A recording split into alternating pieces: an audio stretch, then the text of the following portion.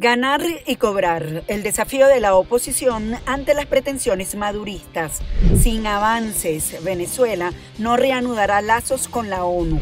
Expectativa, Biden y Maduro inician diálogo por elecciones presidenciales en Venezuela. Bienvenidos a Noticias en Vivo por Impacto Venezuela, yo soy Yasmin Velasco y de inmediato vamos a compartirles las informaciones más destacadas de este 3 de julio. A 25 días de la elección presidencial, la mayoría de los venezolanos confía en que la oposición ganará y cobrará a través del candidato Edmundo González Urrutia, a pesar de las estrategias del madurismo que ha tratado de dificultar la verificación ciudadana en los centros de votación ante el riesgo de perder el poder político el próximo 28 de julio. Joan Álvarez nos ofrece los detalles. A 25 días de la elección presidencial, los venezolanos tienen la certeza de que el candidato unitario Edmundo González Urrutia ganará y que la oposición cobrará. Un escenario que pudiera concretarse dado los nuevos acercamientos de negociación entre el gobierno de Nicolás Maduro y la administración norteamericana. Sin embargo, veamos qué dice el ciudadano de a pie. Edmundo va ganando. Las personas en la calle que yo hablo con ellas, la gente está convencida. El fraude es Maduro. Maduro no sirve, ya lo queremos fuera, no queremos a Maduro, ya allí estamos enfermos, ya nos tienes hasta con infarto, Maduro, vete ya de aquí y deja el puesto ya libre. Nosotros lo que estamos esperando son las elecciones para ganar y cobrar, todos estamos seguros de que vamos a ganar. ¿El gobierno no tiene? No, el gobierno no tiene los votos, ellos son los perdedores. Nosotros somos los ganadores y nosotros estamos seguros que no hay necesidad de cantar fraude en ningún momento porque nosotros somos los ganadores. Para el ciudadano de a pie, las ofertas de Nicolás Maduro no tienen algún respaldo de credibilidad. Incluso, la justificación de las sanciones ya no es una excusa válida ante la ineficiencia gubernamental. Los embusteros están claritos quiénes son. Diosdado, Maduro, eso está clarito. O sea que no necesita uno decir, ¿dónde está el metro para Guatire? ¿Dónde está el tren que iba para Naco, para Guiria? Por eso es pura paja, ellos son muy embusteros, no les crean nada. A pesar de la inminente victoria de Edmundo González Urrutia, según las encuestadoras, la dirigencia política advierte que el gobierno de Nicolás Maduro intentará revertir los resultados, sobre todo en los nuevos centros electorales ubicados estratégicamente, para tratar de impedir la verificación ciudadana. Nicolás Maduro pretende buscar un escenario en el cual van a intentar robarse las elecciones y tener un fraude electoral. Nosotros estamos preparados para eso. Nosotros estamos preparados para eso porque tenemos, como bien tú lo dijiste, hasta el momento 98% de las mesas cubiertas y vamos a llegar al 100%. Desde Caracas, Joan Álvarez, Somos Impacto Venezuela. El gobierno venezolano señaló dificultades para retomar cooperación con la ONU tras críticas sobre derechos humanos. Volker Turk presentará actualización del informe sobre el país caribeño en el que se cuestiona enfáticamente por vulnerar los derechos políticos, económicos y sociales de los ciudadanos. Marenie Glot nos amplía. A escasas semanas de las elecciones presidenciales en Venezuela, el alto comisionado de los derechos humanos de la ONU desde Ginebra cuestionó el aumento de las detenciones arbitrarias en el país, expresó preocupación por la situación de las cárceles y por el proyecto de ley contra las ONG. Pidió respetar los acuerdos de Barbados, así como la liberación de los presos políticos. Desde mayo de 2023, mi oficina ha documentado 28 casos de detenidos. Algunos son voces de disidentes que fueron separados de sus parientes y de sus abogados a pesar de los intentos de conseguir explicaciones de las autoridades. Esto supone desapariciones forzadas, la falta de comunicación va de los 2 a los 21 días. Estas prácticas deben terminar inmediatamente. Por su parte, Alexander Yanes de Leus, representante de Venezuela ante la ONU, así como los países aliados al gobierno del presidente Nicolás Maduro, como China, Nicaragua, Bolivia y Cuba, condenaron categóricamente este informe.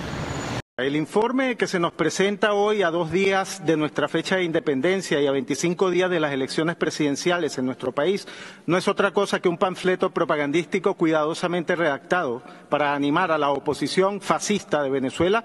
Algunos de ellos se encuentran en esta sala, justo acá detrás de nosotros. Los apellidos responsables de quemar personas vivas, quemar escuelas y asesinar venezolanos vinieron a hacer campaña con su informe. Y voy a ser enfático, señor Alto Comisionado, mientras persista esta actitud de agresión contra Venezuela, será muy difícil restablecer la cooperación con su oficina como era nuestra voluntad. Durante el Consejo de los Derechos Humanos de la ONU también se reconoció que las sanciones han exacerbado la crisis social, económica y de salud en Venezuela. Asimismo, la representación de Estados Unidos pidió se quiten las trabas para la candidatura de Edmundo González. Marina Glot, Somos Impacto Venezuela.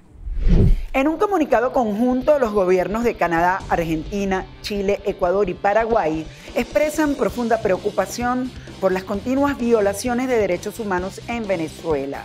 Esta declaración llega en un momento crítico previo a las elecciones presidenciales del 28 de julio y refleja la creciente atención internacional sobre la situación en el país sudamericano.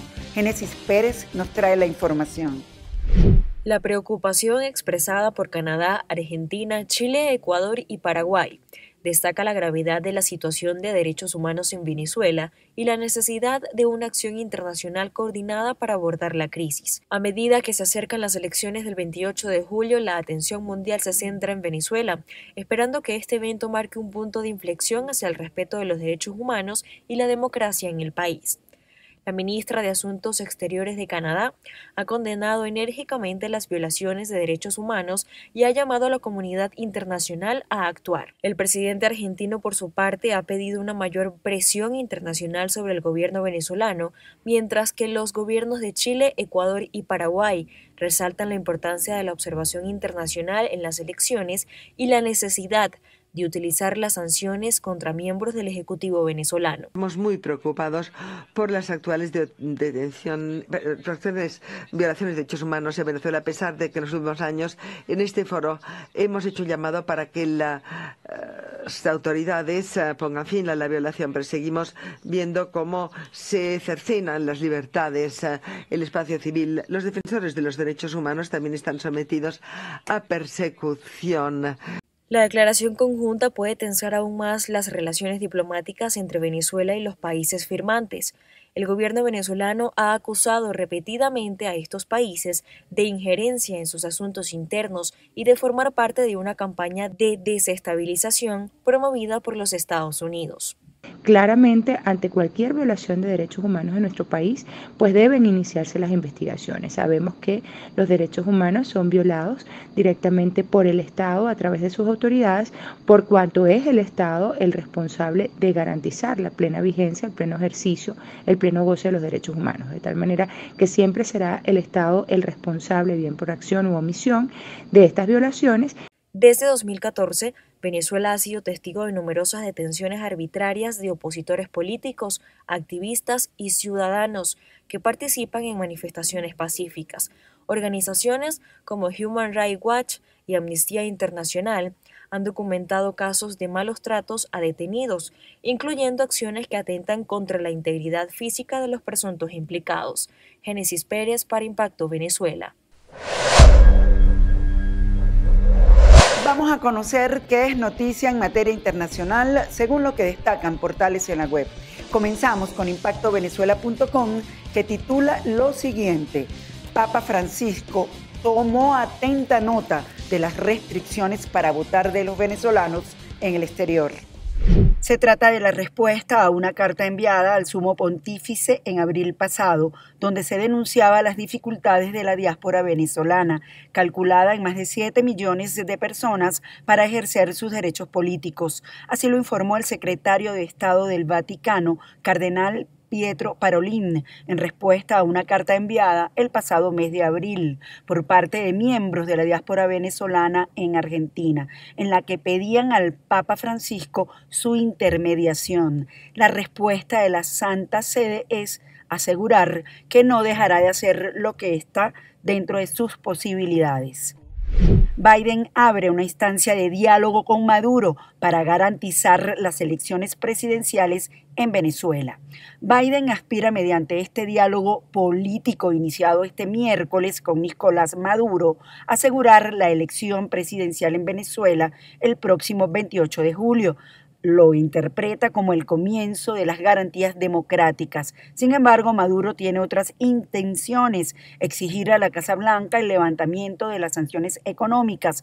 A diferencia de otras oportunidades, la negociación entre Estados Unidos y Venezuela no sucederá en América Latina, Europa o Medio Oriente, sino a través de Internet. Dan Erickson, consejero nacional de Biden, y Francisco Palmieri, encargado de negocios de Estados Unidos en Venezuela y Colombia, representarán a la Casa Blanca, mientras que Jorge Rodríguez, titular del Parlamento de Venezuela, y Héctor Rodríguez, gobernador del estado Miranda, expondrán los intereses del gobierno venezolano.